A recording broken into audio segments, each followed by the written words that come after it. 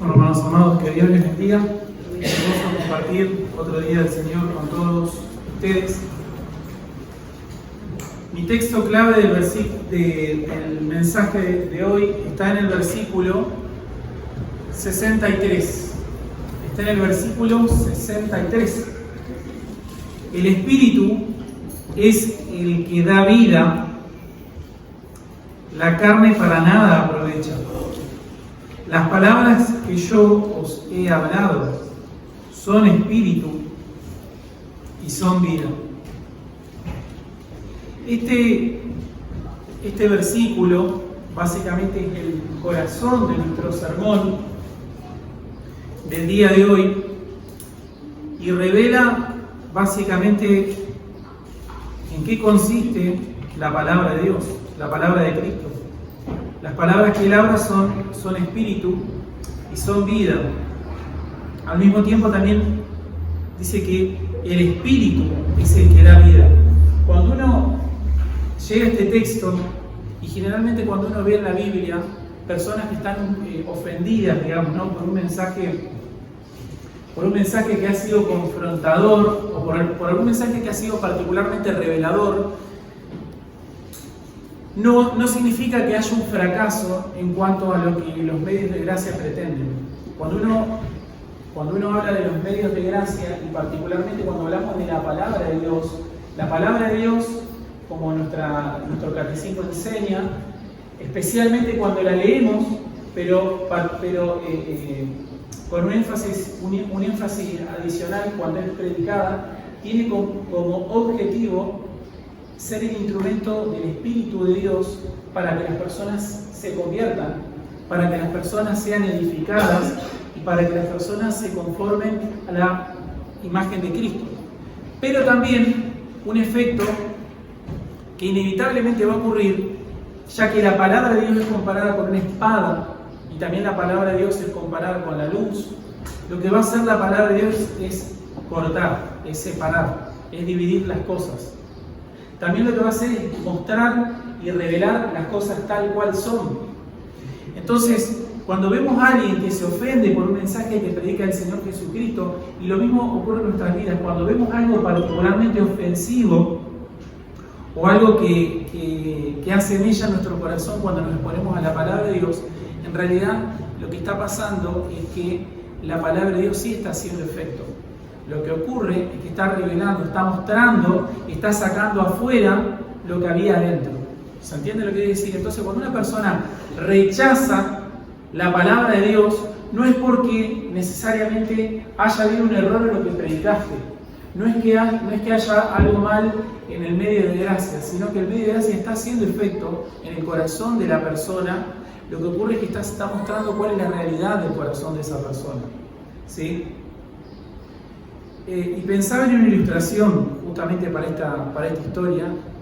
Esta historia se da en el final de la alimentación de las multitudes. El Señor está alimentando una multitud y mucha gente lo está siguiendo. Entonces Él en un momento se da vuelta y empieza una confrontación con toda esa multitud. Y pensaba justamente en un fenómeno natural que ocurre en el río Amazonas, en el estado de Manaus, que es una de las partes más selváticas de Brasil, y que básicamente lo que ocurre es que se encuentran dos cauces de agua, y por más de 6 kilómetros, uno es el río Negro, que tiene aguas oscuras que parecen de color té, y otro es el río Solimões, que son aguas más bien arcillosas y más claritas, y corren por 6 kilómetros, compartiendo el mismo cauce, el mismo lecho del río, están básicamente bajo los mismos fenómenos externos, pero van a la par, uno al lado del otro, y se puede ver una línea perfectamente divisoria en la cual no se cruzan, no se mezclan las aguas. Y vos decís, pero ¿cómo puede ser que no se mezclen las aguas? Básicamente es un fenómeno físico que hace que el cauce del río corra con estos dos tipos de agua, comparten este mismo lecho, pero tienen diferentes temperaturas. Son tres cosas las que hacen que no se mezclen inmediatamente. Tienen temperatura diferente, tienen una concentración salina distinta y van a velocidades distintas. Entonces esas tres cosas, temperatura diferente, velocidad diferente y concentración diferente de sal, hace que los ríos no se mezclen, que las aguas no se mezclen. Y pienso que esta gente tipifica este tipo de un fenómeno parecido. Son personas que están fluyendo junto con Cristo, están caminando varios kilómetros con Él, están comiendo de su pan, están participando de sus palabras, escuchándolas, pero están pegaditos, están a centímetros del Salvador. Sin embargo, cuando el Señor empieza a lanzar la sal, ¿qué ocurre? La diferencia de concentración de sal impide que se mezcle. Van a ir juntitas, pegaditas, pero no se van a mezclar. ¿Sí? Y otra ilustración que pensaba, me acordaba siempre de esas ilustraciones, en los camiones, lo que se ha desarrollado en estos últimos años es un parabrisas que no se rompe frente a impactos, sino son muy fuertes, tiene que ser muy fuerte para que el impacto se rompa. Y el vidrio del parabrisas tiene dos placas, un vidrio externo, tiene un vidrio interno, pero en el medio hay un plástico que es invisible. Permite que el sol entre, permite que la luz entre, pero no permite que el calor entre fácilmente y obviamente lo hace irrompible frente a los impactos. Y esto muchas veces también pienso que es lo que ha pasado durante muchos años en el corazón de mucha gente. Es como si estuvieran del otro lado del vidrio. Escuchan, la luz pasa, se puede ver perfectamente, pero hay algo en el medio, hay una resistencia invisible que impide que la palabra de Dios penetre. La luz va a pasar, pero el efecto de esa luz no va a pasar. Es decir, no se van a calentar. Tiene que ser un impacto muy fuerte, cuando vas a 70 km por hora, tienes un balazo muy fuerte para que rompa. Y cuando rompe, hace un destrozo bastante importante. Entonces hay personas que están como del otro lado, ¿sí? La luz va a pasar, pero no van a permitir que la palabra de Dios entre y cambie y haga un efecto.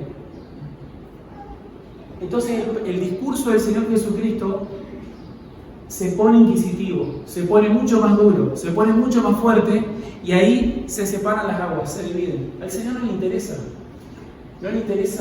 que haya grandes grupos de seguidores, no le importa gastar energía en eso, ¿sí? Cuando uno hace una convocatoria, no sé si ustedes lo han visto para programas generalmente impíos, o cuando hacen una convocatoria para la policía, son muchísimas las personas que se alistan para la función, quieren cobrar el sueldo, se imaginan, pero la mayoría no está apto.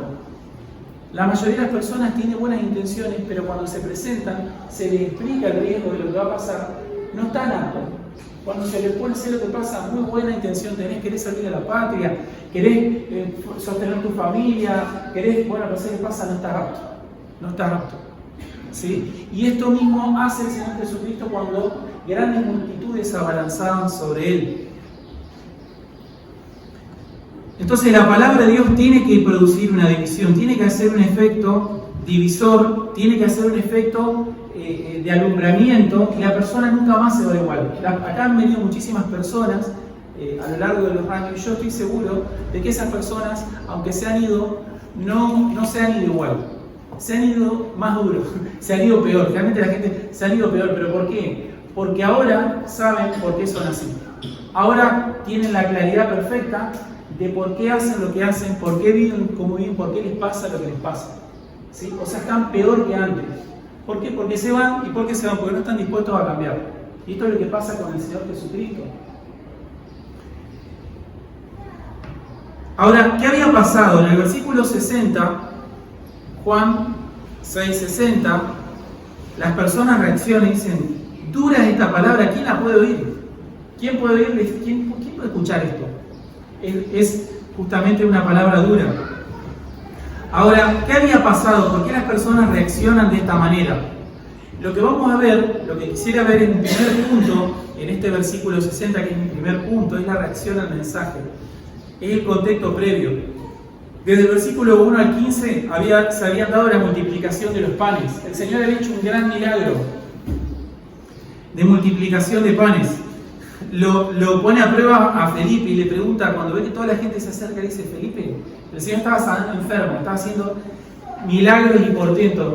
Y el Señor lo mira a Felipe y dice: Felipe, versículo 5, ¿de dónde compraremos pan para que estos coman? Y de pronto Felipe dice: no era un problema para Felipe, estaba tranquilo, hasta que el Señor dice: ¿de dónde lo vamos a sacar para darle de comer a esta gente? De pronto le planteó un problema que era insospechado hasta ese momento. Finalmente terminan dándole de comer, porque aparecen los panes, aparecen los peces, el Señor multiplica. Y lo que va a quedar en evidencia, después las personas lo van a estar buscando a Jesús, va a quedar en evidencia que las personas no vienen al Señor por fe, sino que vienen en busca de pan. Y en el versículo 26 y 27 el Señor confronta a la multitud y le dice: respondió Jesús y le dijo: de cierto os digo que me buscáis, no porque habéis visto las señales, sino porque comisteis el pan y os saciasteis. Trabajad no por la comida que perece, sino por la que a vida eterna permanece, la cual el Hijo del Hombre os dará, porque a este señaló Dios el Padre. Entonces cuando un judío del siglo I escucha la palabra trabajar, en el versículo 27, trabajar no por la comida que perece, cuando ellos escuchan la palabra trabajar, lo que en su cabecita se prende inmediatamente es obras que tengo que hacer. Tengo algo que hacer. Trabajar por la comida que a vida eterna permanece. Trabajar no por la comida que perece, sino por la que a vida eterna permanece. Entonces esa idea, en la comprensión de un judío del siglo I, lo que está pensando es: si yo hago, está bien, entiendo, es cierto, no estábamos buscando al Señor por motivos correctos, pero evidentemente si tengo que trabajar por la comida que a vida eterna permanece, y está diciendo este hombre, rabino poderoso, está diciendo que Dios lo puso a él como administrador de estas cosas, lo que ellos piensan en su cabecita es: si yo trabajo, si yo hago méritos, si yo tengo méritos, entonces voy a poder obtener esa comida que a vida eterna permanece. La idea de la vida eterna no era algo ambiguo para un judío del siglo I. Ellos entendían perfectamente lo que el Señor estaba diciendo. Él se está planteando como administrador de otras cosas: si yo trabajo, si tengo buenas obras, buenos méritos, entonces voy a obtener esa comida que a vida eterna permanece. Hace un tiempito atrás había querido comprar un libro. A mí me encanta leer bastante sobre lo que es la cultura judía, principalmente de esa etapa del siglo I, y quería comprar un libro de un rabino especialista en ese tema. Y al final, cuando estaba leyendo la presentación de la parte de atrás del libro, decía el hijo, el rabino había muerto, dice: quisiera que este libro que mi padre ha escrito para no judíos pueda ser tenido como un mérito para que Dios reciba su alma. Cuando yo leí eso dije: evidentemente todo lo que este hombre escribió no debe servir para nada, así que me disuadió de comprar el libro. Si yo no hubiera leído eso, seguramente no lo hubiera comprado. Pero cuando veo que dice que Dios tenga como un mérito para que acepte su alma, yo dije: este libro no debe servir absolutamente nada. No sirve nada de lo que este libro puede enseñarme. Entonces ellos están pensando: ¿qué tengo que hacer para ganar la vida eterna? Por eso en el versículo 28, se pueden leer conmigo, Juan 6, 28, entonces dijeron: ¿qué debemos hacer para poner en práctica las obras de Dios? Inmediatamente la respuesta. Esa respuesta tiene que ver con lo que ellos entendieron. ¿Qué debemos hacer para poner en práctica las obras de Dios? Me están preguntando. Vos sos el administrador de las bendiciones de Dios. Nosotros trabajando, me están diciendo que podemos alcanzar que podemos alcanzar esa comida que permanece para vida eterna. Entonces en el 29 el Señor Jesús le responde: esta es la obra de Dios, que creáis en el que Él ha enviado. Y obviamente acá se empieza a desatar un enojo, porque la respuesta parece que no tiene mucho sentido.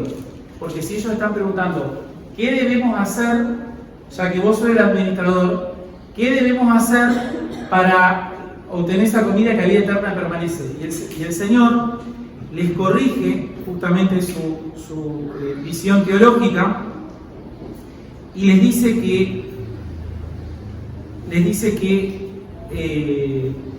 la obra realmente es una obra que solamente Dios la puede hacer. Él no le contesta con obras humanas, bueno, hagan esto, sino que lo que el Señor dice es que el que cree en Él, creer en Él es la condición para obtener esa vida eterna.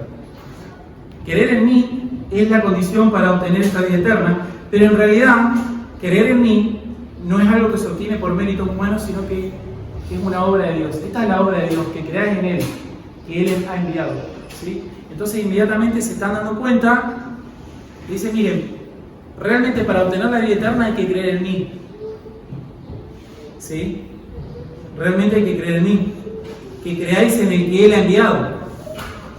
Pero al principio del versículo dice, pero esta es una obra de Dios, esta es la obra de Dios, esto es obra de Dios, ¿sí? Realmente no hay nada que ustedes puedan hacer. Y obviamente que cuando una persona que está entrenada en pensar en méritos para ganarse la salvación, le empezaba a decir que realmente no puede hacer nada, que el hecho de que alguien crea es una obra de Dios, esta es la obra de Dios, que creáis en Él.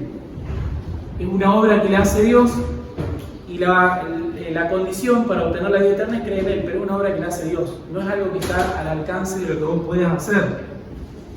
Entonces ellos le dicen, en el versículo 30, le dicen, pero ¿qué señal hacemos para que creamos? Está bien, tenemos que ver, pero ¿qué señales hacemos para que creamos? Por ahí empiezan a cuestionar. ¿Qué señales hace para que creamos? En el versículo 30, en el 31, le dicen, Moisés, vos no diste de comer pan una sola vez, Moisés le dio de comer durante 30 años. Moisés es un administrador que Dios mandó de bendición, y ¿sabes qué? Moisés le dio de comer 30 años a los judíos en el desierto. Vos no diste de comer una sola vez. ¿Qué señales hace para que creamos? Se empieza a poner picante, digamos, la conversación. Es como le dijeran, si sos el verdadero enviado de Dios, entonces sostenieron como Moisés sostuvo a los israelitas. El Señor, a partir de ese momento, en el versículo 32 y 33, el Señor les corrige, le dice, miren, no fue Moisés el que les dio el maná al desierto, fue Dios el que dio el maná al desierto. Y en el 33 dice que el pan de Dios es aquel, es decir, es una persona que no viene a dar solamente vida a Israel, sino al mundo entero. Les dice que el pan es una persona, no es una provisión puntual o una bendición temporal y pasajera, es una persona, es un aquel. Le dijeron, bueno, entonces danos siempre de este pan. Versículo 34. Esto significa que es como si dijeran, bueno, ya que sos entonces el enviado de Dios, danos ese don que nos va a permitir entrar en la vida eterna, así seguimos con lo nuestro. ¿Está bien? Vos sos el que administra los dones, vos decís que es Dios, bueno, danos el don y seguimos adelante, ¿sí? O sea, básicamente ellos lo que quieren es una salvación sin Cristo, digamos. Es una salvación sin compromiso. Y es lo que, si ustedes se ponen a pensar, amados hermanos, es lo que quiere la mayoría de la gente. La mayoría de la gente, ¿qué quiere? Bueno, quiero ser salvo, quiero entrar en el reino de Dios. Tienen diferentes argumentos para eso, pero básicamente lo que quieren es salvación sin compromiso. Bueno, danos siempre de este pan, Señor. Y esto muestra un avance respecto de los versículos anteriores. ¿Por qué? Porque lo tratan de Señor, Kyrios de la palabra, es decir, se dan cuenta, dicen, bueno, es verdad, empieza a hablar con cierto sentido común este hombre, es verdad que Moisés nos dio el pan del desierto, por otro lado, este hombre está haciendo milagros, entonces dice, bueno, Señor, ¿sabes qué? Danos el pan. Ya están mejor que antes, porque consideran que no lo tienen, que es un don que se lo tiene que dar Él, y además consideran que el Señor es Señor, lo tratan como ese enviado de Dios. Pero obviamente de una manera totalmente errónea, todavía no están entendiendo. Es como en el caso de Nicodemo. Nicodemo, en este mismo libro, en Juan, pero en el capítulo 3, Nicodemo pensaba en un nuevo nacimiento sin un nuevo corazón. Y esta gente está pensando en vida eterna sin una vida entregada a Dios aquí. En el versículo 35, el Señor Jesucristo dice, Jesús le dijo, yo soy el pan de vida. El que viene a mí nunca tendrá hambre, y el que cree en mí no tendrá sed jamás. O sea, básicamente Él les va a hablar de una manera figurativa. Él está usando imágenes que es de la vida cotidiana. Recuerden que en este libro de Juan se utilizan muchas imágenes de la vida cotidiana. En Juan 3 era nacer de nuevo, era el efecto del viento, ¿no? ¿Recuerdan? Como un sinónimo de de salvación, básicamente. Y aquí hay elementos que son de la vida cotidiana. Comer y beber significa creer. Comer y beber significa creer. Entonces el Señor les dice: yo soy el pan de vida, el que a mí viene nunca tendrá hambre, y el que cree en mí no tendrá sed jamás. La verdad espiritual concreta que a ellos les falta entender es la identidad de quién es Él. Ellos entienden muy bien que no es por obras, acaban de entender eso, por eso se lo piden: bueno, danos este pan. Ellos entienden que no es por obras, entienden que no tienen la vida eterna, por eso la piden, pero todavía no entienden, tienen un problema con la identidad de Cristo. Y amados hermanos, ese es el principal problema de todas las personas de este mundo. Tienen un problema con la identidad de Cristo. Y lo mismo que le pasaba a las personas de ese tiempo, le sigue pasando a las personas de hoy en día. Tienen un problema con la identidad de Cristo. En primer lugar, es decir, la identidad de Cristo corrige toda teología equivocada, confronta contra toda forma de teología equivocada. Hoy, en las iglesias evangélicas, se presenta un Cristo de ¿quién? Un Cristo de amor, de dulzura, de pura misericordia, de puro amor, como dice Thomas Brooks. Esa es una de las principales estratagemas de Satanás. Dios es amor, amor, amor, misericordia, misericordia, misericordia. Y eso es lo que hace que la gente venga a Cristo, porque justamente obtienen esto, tienen salvación sin compromiso. Es el pan barato. El pan barato, el pan pasajero, es ese pan, justamente el pan de la misericordia, amor, amor, amor, pero sin compromiso, sin santidad, sin renuncia personal. Ese pan se sigue ofreciendo hoy en todos los lugares. Hay un caso, un predicador que leía, que se llamaba Stephen Cole, y él decía que una vez antes de empezar un sermón, decía que había una mujer que había estado 25 años sirviendo en el ministerio evangélico en su iglesia, y siempre había tenido como ese perfil, ¿viste? Como de que no le gustaba mucho hablar del pecado, del arrepentimiento. A ella le gustaba como el tema, era como su tema preferido, el tema de la gracia y el amor de Dios. Ese era como lo que le gustaba. Y entonces él agarra, el predicador Stephen Cole cita a Charles Simeon y dice: bueno, el propósito de mi sermón de hoy es humillar al pecador, exaltar al Salvador y promover la santidad. Y cuando termina el sermón, la mujer lo busca al final y le dice: pastor, yo creo que yo no vine acá para ser humillado, para sentirme humillado. Yo vine acá para que acá me hablen de cómo somos parecidos a Dios. Yo quiero que me enseñen cómo somos parecidos a Dios, cómo somos hechos a imagen de Dios, pero no me gusta sentirme humillado. Obviamente que lo que a esa mujer le pasa, realmente es lo que le pasa a todo el mundo. A nadie le gusta sentir el compromiso, el por qué, porque ¿cuál es el problema?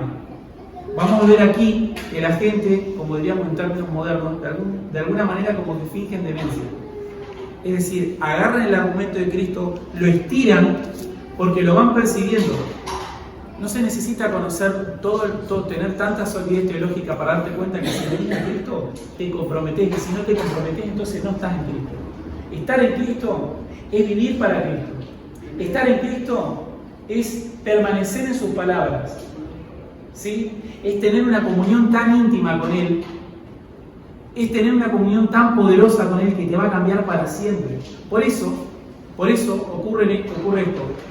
Tener una visión equivocada de la palabra de Dios, es decir, no aceptar la palabra de Dios tal cual es.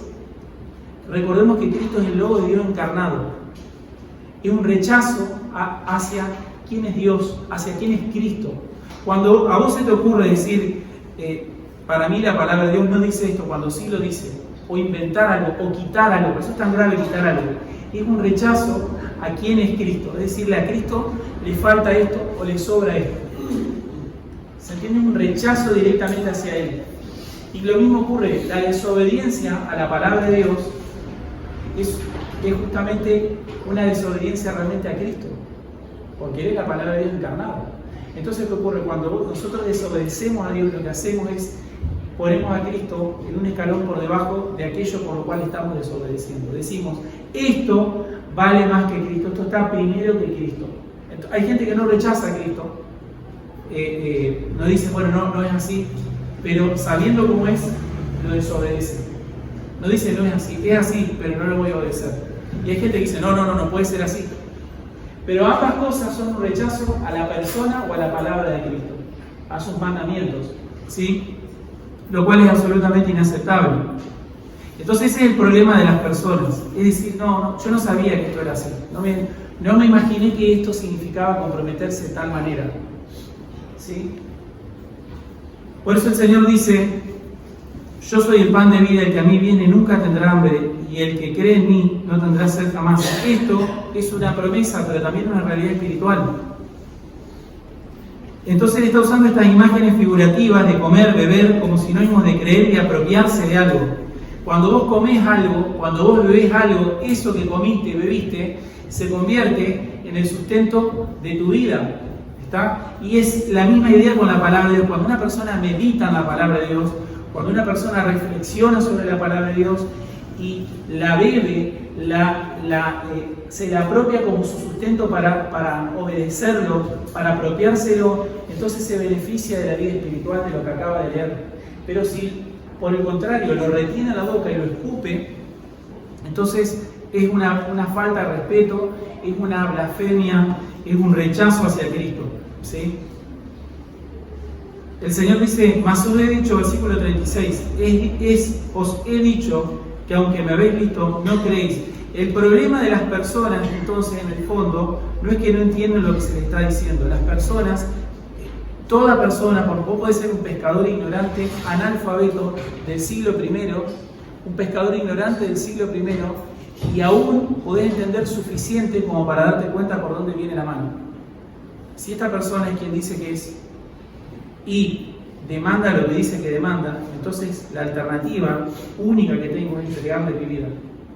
O le entrego mi vida o lo rechazo, pero las dos cosas al mismo tiempo no se pueden. Las dos cosas al mismo tiempo no se pueden. O le entrego mi vida con toda mi alma y con todo mi corazón, o me voy al infierno y me vuelvo su enemigo. Pero las dos cosas al mismo tiempo no se pueden. Entonces cuando ellos se dan cuenta de por dónde va la mano, cuando él dice, porque aparte él empieza a usar unos términos tremendos, Jesús dijo, yo soy el pan de vida, el que a mí viene nunca tendrá hambre.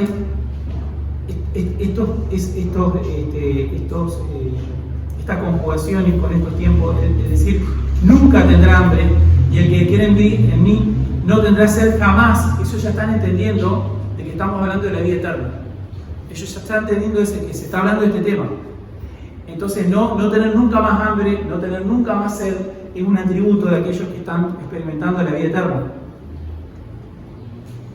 Y el Señor dice, bueno, pero el problema no es la falta de entendimiento de las cosas, el problema es que ustedes no creen. Mas os he dicho que aunque me habéis visto, no creéis. En el versículo 36, entienden que el pan de vida, sea lo que sea, no entienden exactamente qué es un don de Dios.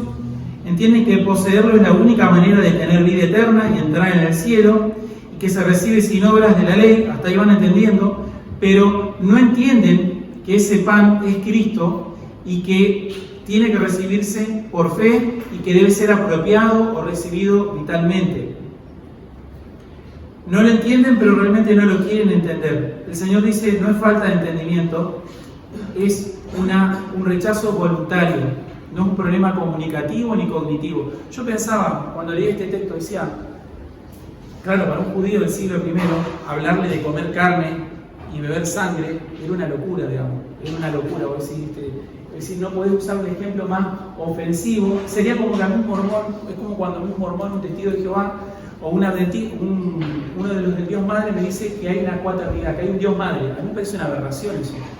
Me golpea una sensibilidad terrible internamente. Me dice, no, porque hay un Dios Madre. A mí me golpea una sensibilidad tremenda. Cuando un mormón te dice que Jesucristo es el hermano en luz de Satanás, a mí eso, me golpea una sensibilidad que me parece insoportable. No lo puedo escuchar ni 2 minutos más. ¿Por qué? Por el nivel de blasfemia y por lo que... Imagínense un judío del siglo I. Imagínense un judío del siglo I, la sensibilidad, cómo el Señor se la estaba tocando, cómo estaba golpeando en lo más sensible de entendimiento de cómo eran las cosas. En el versículo 41, cuando él empieza a decir que en realidad el problema es que ellos no creen, en el 41 dice, murmuraban entonces de él los judíos porque había dicho, yo soy el pan que descendió del cielo. Ellos entendían que Jesús es alguien que desciende del cielo, alguien, el único que puede descender del cielo así, que además es el Hijo del Hombre, es Dios mismo. Entonces ya el Señor está metiendo cosas en esta conversación que son espantosas para los judíos. Está tocando lo más sensible. Entonces ahí ellos empiezan a menoscabar y a poner en duda diciendo que es hijo de José. Pero si este es hijo de José, conocemos su familia. El Señor insiste en su identidad, en que es superior a Moisés. Insiste en que Él es el pan de vida que está por encima del maná, que el maná, nuestros padres comieron maná del desierto y se murieron. Pero el que come esto, el que come mi carne y bebe mi sangre no se va a morir jamás, y no va a tener hambre jamás, y no va a tener sed jamás. Entonces todo esto empieza a levantar la temperatura. En el versículo 52 dice los judíos, entonces los judíos contendían entre sí diciendo, ¿cómo puede este darnos a comer su carne? Ellos eligen leer las palabras de Jesús de una manera literal, lo más carnal posible. Es como si estuviera hablando de una especie de canibalismo grotesco. Ahora, el tema es que esto no es que ellos no entiendan, ellos están entendiendo perfecto, pero ellos están, digamos, haciendo lo que se conoce la falacia del hombre de paja. Es decir, vos estás hablando una cosa, es decir, vos me decís una cosa, pero yo entiendo que vos estás diciendo otra, y lo que ataco es lo que vos creaste. ¿Entendés? Y no, realmente vos no dijiste eso. Vos no estás queriendo decir eso. Lo que ocurre es que justamente ellos crean este hombre de paja y atacan el hombre de paja, básicamente. Pero ¿por qué una persona hace eso? Tiene que actuar cínicamente, porque estás entendiendo lo que está diciendo. Se está hablando de la vida eterna. El Señor está aclarando que comer es creer, que beber es creer, apropiarse. Ahora, ¿cuál es el problema? Ellos no es que no entienden que Jesús, las analogías de Jesús, sino justamente porque la entienden, porque están empezando a entender y no quieren seguir entendiendo, es que empiezan a confrontar. Se empieza a levantar la temperatura de la discusión porque ellos no quieren seguir entendiendo. Deberían aceptar que Jesús es mayor que Moisés. Si ellos aceptan esto, ellos tienen que aceptar que Jesús es mayor que Moisés, que da vida eterna, que va a resucitar a los muertos, obra que solamente Dios puede hacer. Y deben aceptar que la vida eterna solo viene por medio de la fe en un Mesías encarnado, que además tiene que morir y entregar su vida. Es un escándalo por donde lo mires, es un escándalo, porque el Mesías es Dios encarnado, que además va a morir, es un escándalo, no tiene ninguna cabida eso en la cabeza de un judío del siglo I. Ellos deberían aceptar todas estas cosas y les parece algo insoportable que Dios se pueda encarnar, hacerse hombre y que además encima tiene que morir. Yo no diría que entendieron exactamente todo lo que Jesús hablaba, pero yo diría que ellos entendieron que el Señor estaba diciendo que Dios había encarnado, porque Él está hablando de que Él es el que lo va a hacer, yo voy a resucitar, el que cree en mí. Son cosas que solamente a Dios se le atribuyen, ¿sí? Entonces esto es una cosa insoportable. Así que en lugar de someterse a Cristo, ellos se agarran de esta interpretación literal que les permite escandalizarse y rechazarlo. En el versículo 53 dice, y el Señor no diría, bueno, cuando empezás a pensar que la gente se escandaliza, generalmente, ¿qué hace un manipulador? Que dice, bueno, no, ¿saben qué? Tal vez no usé las palabras correctas, me expresé mal, vamos a calmarnos un poco, y denme un minuto para explicarlo nuevamente a ver si se puede entender mejor, para tratar de calmar la susceptibilidad. Uno diría, bueno, un manipulador hace eso. El Señor no hizo eso. El Señor lo que hace cuando empieza a ver todas estas reacciones, digamos, acelerar. En el versículo 53 dice, si no coméis la carne del Hijo del Hombre y bebéis su sangre, cuando dice eso, imagínense, comer la carne del Hijo del Hombre, que obviamente está trayendo una figura solamente aplicable a Dios. El Hijo del Hombre tiene carne, la cual se debe comer, digamos. Pero él ya viene explicando que comer es creer, ¿sí? Comer es creer, no es un acto literal.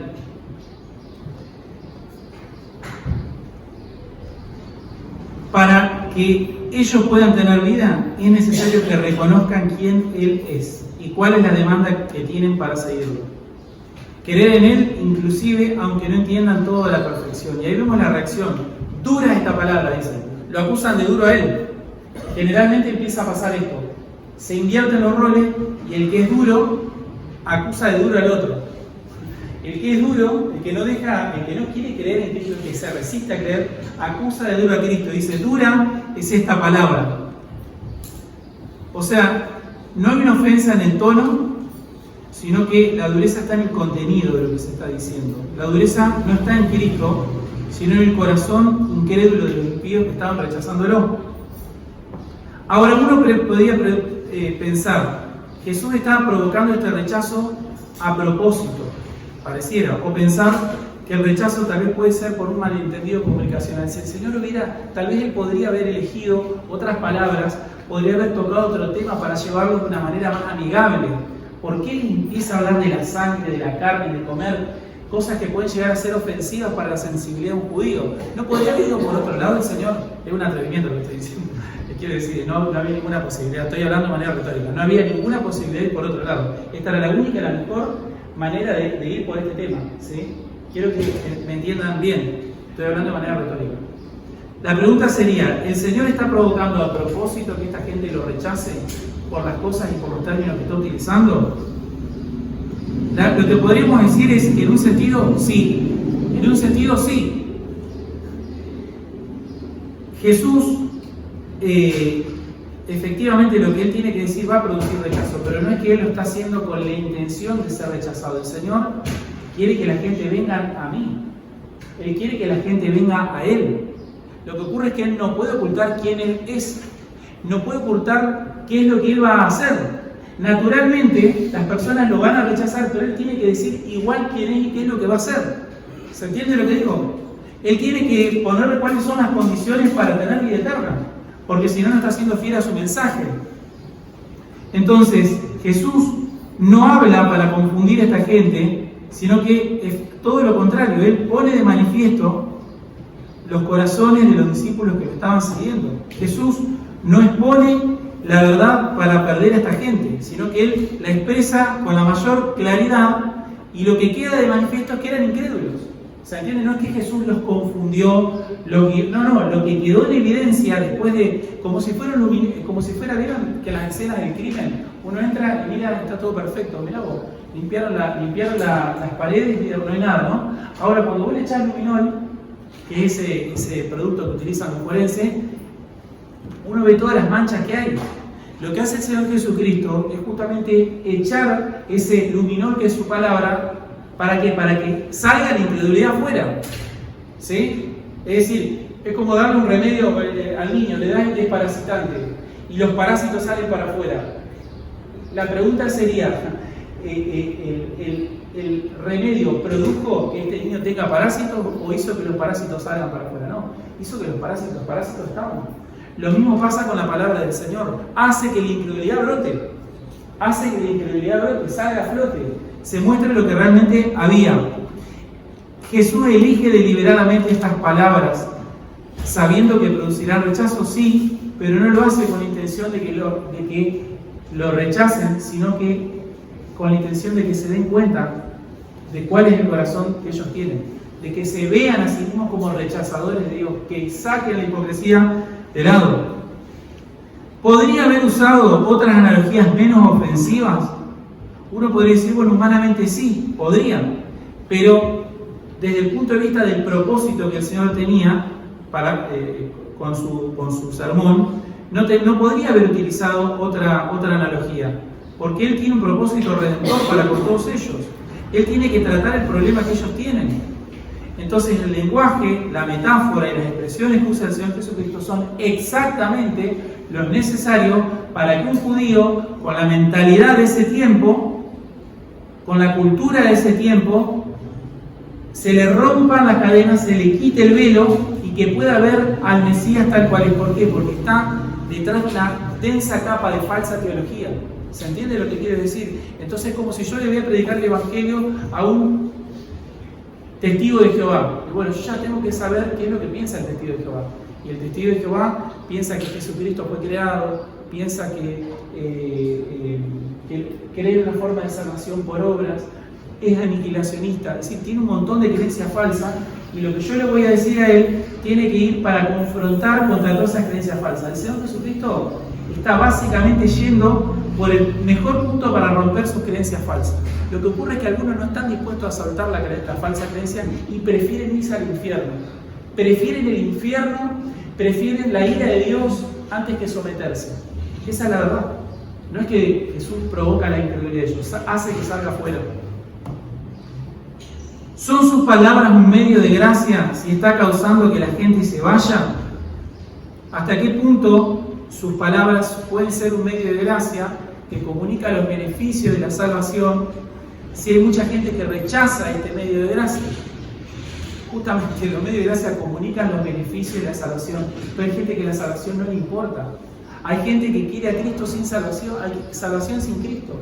La gente quiere salvación sin Cristo. ¿Se entiende lo que quiero decir? Ellos quieren todos los beneficios de la salvación, pero no quieren ninguna de los compromisos que ser salvos requieren realmente.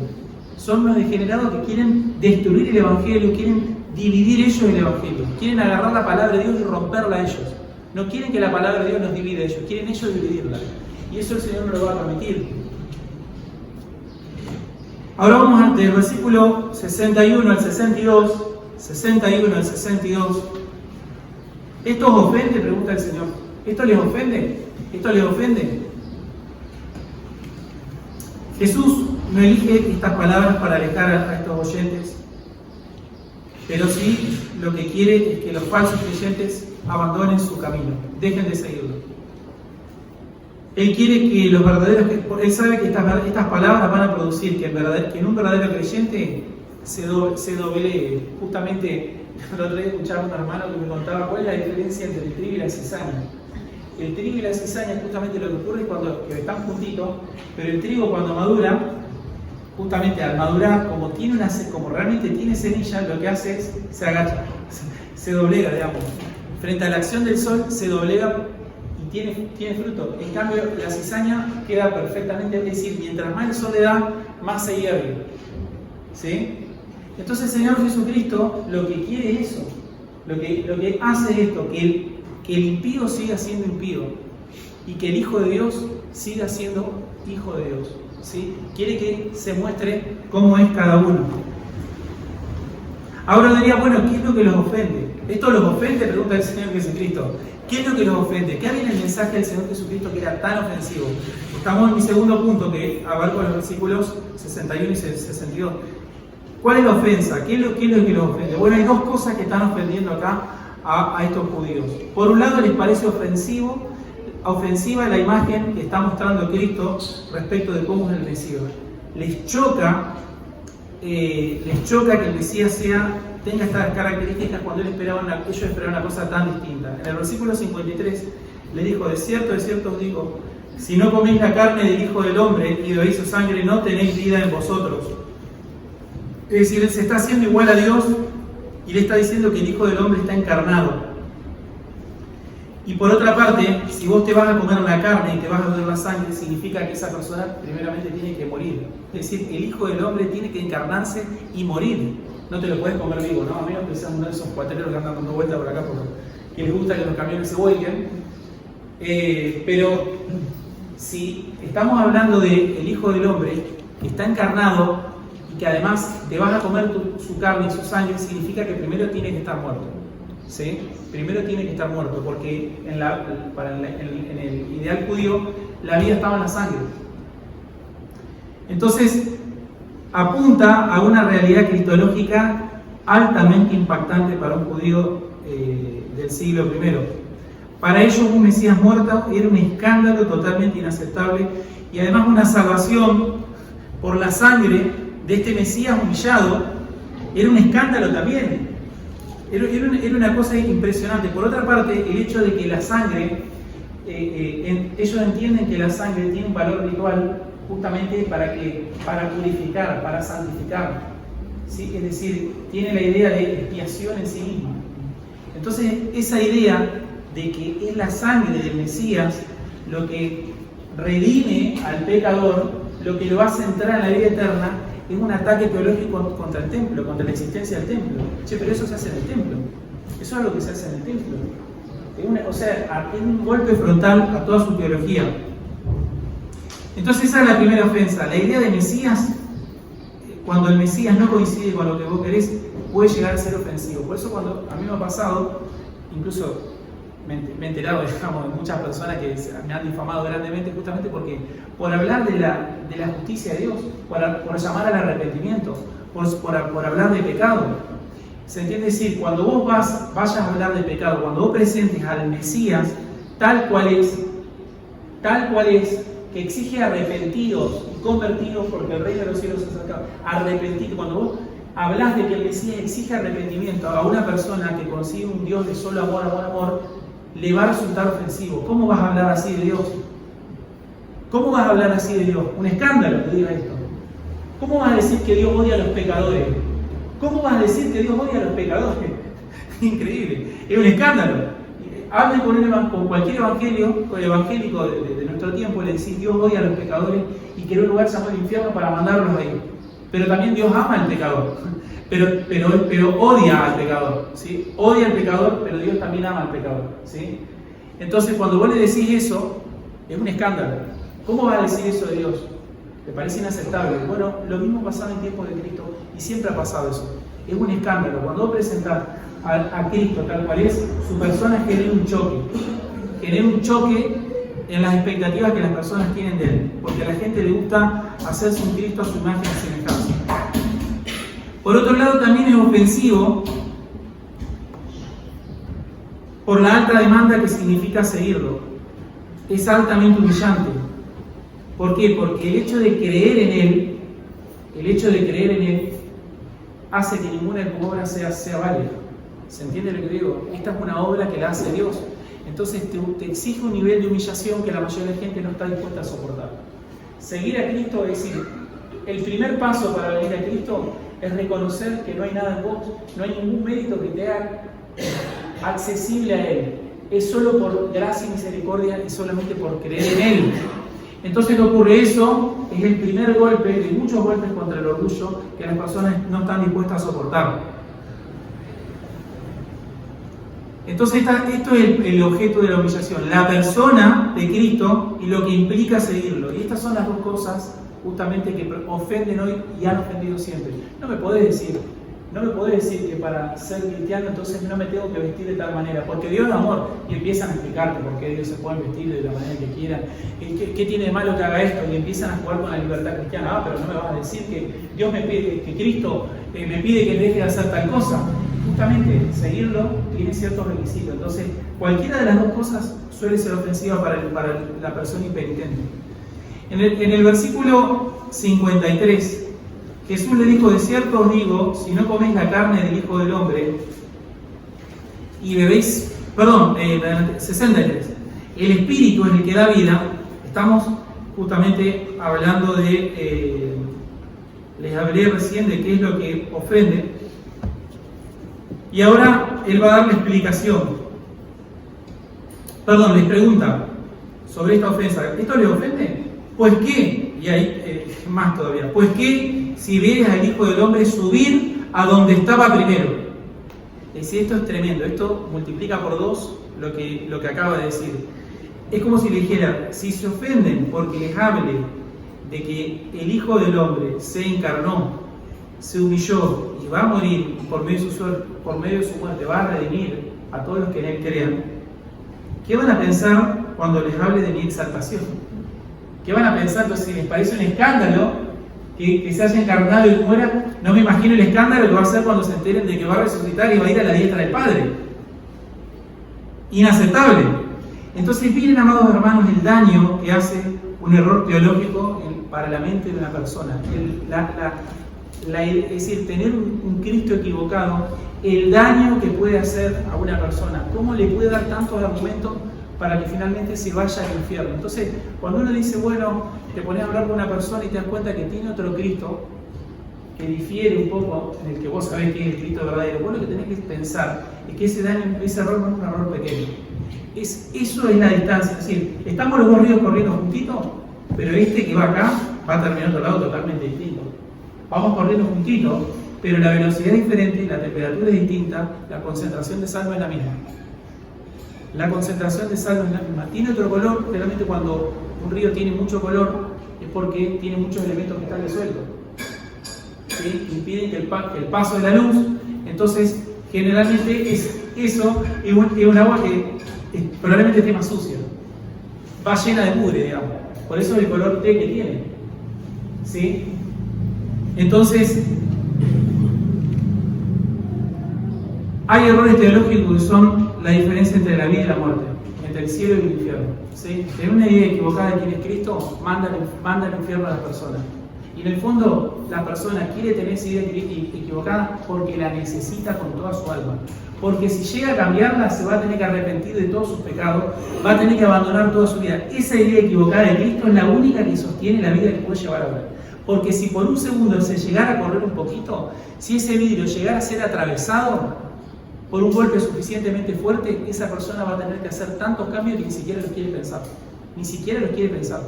Ni siquiera quiere que lo haga. Les parece que le da miedo pensarlo. Y eso es lo que pasa cuando uno se encuentra con el verdadero Cristo. Hay tantas cosas que cambiar que te da miedo pensar qué va a pasar con tu vida. El Espíritu, versículo 63, le explica cuál es el problema. El Espíritu es el que da vida, la carne para nada aprovecha. Las palabras que yo os he hablado son Espíritu y son vida. Él está explica la reacción que están teniendo estos judíos. ¿Qué significa esta explicación a la reacción? Este versículo justamente no trata de moligerar o suavizar lo anterior, sino que explica qué es lo que pasa. El Señor no dice, me expresé mal, bueno, era simbólico, no me tome tan literal. No, Él lo que está explicando es que la fuente de vida es el Espíritu. El Espíritu es el que da vida. La vida espiritual no se produce por voluntad humana, no se alcanza por esfuerzo, no se genera por cercanía física. Vos podés estar muy cerquita de Cristo, pero irte al infierno. Por otro lado, nos habla de la incapacidad humana. La carne para nada aprovecha. Es decir, la carne no significa el cuerpo, sino que se refiere al hombre en estado natural. Jesús afirma algo que es humillante para un judío, que el ser humano no contribuye en nada para su salvación. El hombre no, la carne, ¿saben para qué aprovecha?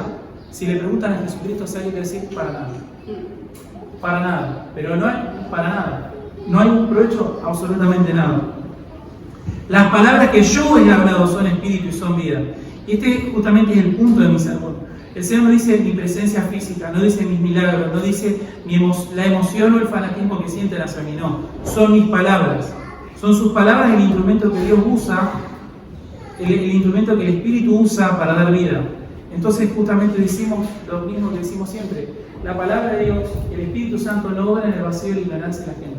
¿Sí? Hay un africano que está caminando por el medio de Gabón y no escucha el Evangelio, va a terminar en el infierno. Es la única manera que alguien se salve, no es por mirar la luna, es por escuchar el mensaje completo del Evangelio. Y tiene que ser el verdadero Evangelio, tiene que haber pecado, justicia y juicio. Si hay esos tres elementos, entonces hay alguna chance de que esa persona se salve. Si el mensaje está equivocado de alguna parte, no hay forma de que esa persona se salve. Y lo más agraviante que puede hacer que una persona no se salve, que quiera venir a Cristo, hay mucha gente que ha venido a Cristo, pero no se ha comprometido con Cristo. ¿Por qué pasa eso? Bueno, o porque les están dando un Cristo que no es el verdadero Cristo, o porque las demandas de seguir a Cristo no son tales. Dicen, sí, este es Cristo, pero para seguir lo que se exige, bueno, no se exige nada. Amor. Bueno, entonces, si eso es así, entonces le estás dando justamente un pan perecedero que esa persona va a hacer que se vaya al infierno. Versículo 66-67 tenemos la reacción al medio de gracia. Desde entonces muchos de sus discípulos volvieron atrás. Esto nos muestra que un fiel uso de los medios de gracia lo que va a hacer realmente es disolver multitudes y va a hacer que se produzca una división real. Lo que va a hacer la palabra de Dios fiel y correctamente predicada va a ser que el trigo se humille y que madure, y va a hacer que la cizaña cada vez esté más erguida, cada vez tenga la cabecita más lista para ser cosechada por los ángeles del Señor y terminen siendo quemados. Es decir, se van a exponer muchísimo más ¿Para qué el juicio de Dios?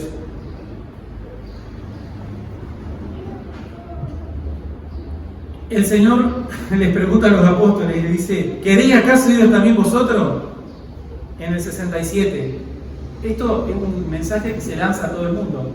¿Se quieren ir ustedes también? Les dice. Y ahí me encanta Pedro. Pedro me mata, pero dice, Señor, ¿a quién iremos? Tú tienes palabras de vida eterna. Pedro, yo les puedo asegurar que Pedro no debe haber entendido la mayoría de las cosas que se dijeron en esa conversación. Es muy probable que no haya entendido, muy poquito debe haber entendido, pero él entiende suficiente, él se quedó, de todo lo que se escuchó, de todo lo que se dijo, de comer, de beber, él dice, Señor, tú tienes palabra de vida eterna. Eso de todo lo que se dijo, 60 versículos se predicaron, y esto es lo único con lo que Pedro se quedó. De los 60 versículos, estamos en el 68. De los 67 versículos, lo único pero esto es suficiente para que una persona se salve. Sabe que Cristo es el Señor, sabe que no hay otro lugar al que se pueda ir. Él es el único, porque Dios justamente es uno y el único. Y además sabe que Él es la fuente. Tú tienes palabras de vida eterna. Lo conecta justamente con su esperanza presente y con su esperanza futura. La vida eterna es solo por medio de Cristo. Entonces Él no se fía, no le dice, Señor, tú tienes señales, ¿qué señales me das? Señor, tú tienes pan, Señor, tú tienes experiencias. Él afirma con convicción algo muy sencillo y hasta con cierto dolor de sentirse sospechado por Cristo. Es doloroso sentirte sospechado de alguien que uno ama tanto, sentirte sospechado es algo doloroso. Señor, pero tú tienes palabra de vida eterna. ¿A dónde vamos a ir? Le dice. El Señor, y termina, este texto diría, bueno, termina aquí, no, termina con una advertencia bastante fuerte. Me sorprende un poco la forma en la que termina. Dice, y nosotros creemos y conocemos que tú eres el Cristo, el Hijo del Dios viviente. Fíjense, para uno un escándalo, para otro la única fuente de vida. Tú eres el Cristo, tú eres el Hijo del Dios viviente. Convicción absoluta. Es decir, todas las cosas que tiene que saber las comprendió, poquitas pero suficientes para que lo salven. Y el versículo 70 y 71 nos muestra que la incredulidad no se apaga con la verdad. La incredulidad no se apaga con la verdad. Jesús le respondió, ¿no he escogido yo a vosotros los 12 y uno de vosotros es diablo? Tremendo. Imagínense, uno escucha a Pedro y termina lindo el sermón. Pero no, termina con una advertencia. No lo elegí a ustedes, dice, y uno de vosotros es diablo. Dice, y Juan lo aclara para que nadie quede con sospechas. Hablaba de Judas Iscariote, hijo de Simón, porque este era el que le iba a entregar y era uno de los 12. Entonces Juan 6 termina justamente con la verdadera división, que no es entre los que se van y los que se quedan, sino que es entre los que creen y no creen. La verdadera división de este texto no está entre los que se van y los que se quedan. Hay gente que se puede quedar, pero la división de este texto separa entre el que cree y el que no cree. Hay gente que se puede quedar, justamente cierra mostrando una especie de advertencia. No basta con quedarse diciendo, bueno, otros se fueron, yo me quedo, sino que la pregunta tiene que ver con qué tan cerca queremos estar del Señor Jesucristo. ¿Cuánto ha penetrado su palabra en nosotros? Esto también nos enseña, como nos contaba nuestro hermano hoy, los medios de gracia no operan mecánicamente. Estar expuesto a la palabra de Dios no equivale a recibir la gracia salvadora. Por eso este texto es una advertencia.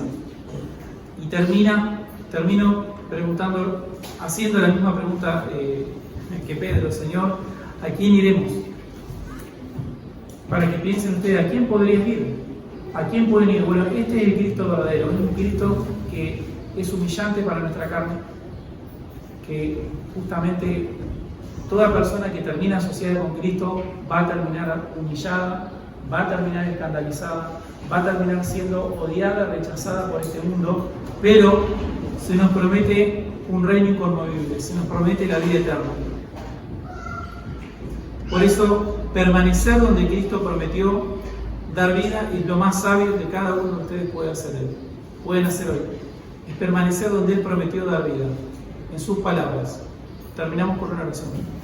Padre nuestro que estás en los cielos, Señor, te damos gracias, oh Dios, porque ciertamente también nos hemos ofendido, también hemos luchado contra la dureza que hemos sentido al exponernos a la palabra de Dios, pero ciertamente tus palabras eran dulces, eran suaves, y era nuestro corazón duro, era nuestro corazón encallecido, quien quería gozar de la salvación, pero no del compromiso ni de la unión vital con Cristo.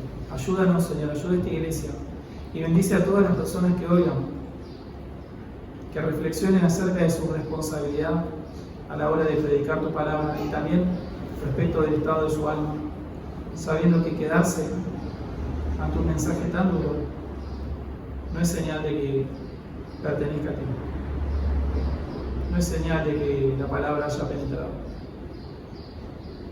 Te damos, Señor, toda la gloria en el nombre de Jesús. Amén.